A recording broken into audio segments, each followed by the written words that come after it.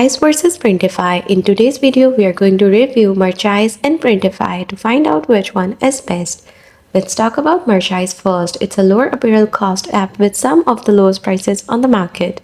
It offers unique products like Hawaiian shirts, baseball jerseys, and car accessories that may have higher profit margins. It has global fulfillment centers for faster shipping and has no minimum order requirements.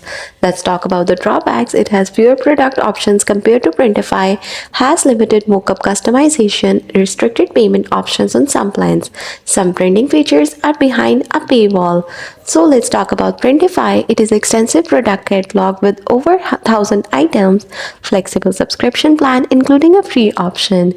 It has budget-friendly product costs and has no limitations on the number of product design across all subscription levels. Now let's talk about cons. Choosing from various print providers can lead to inconsistency in quality, can have lower profit margins for some item and has limited control over shipping.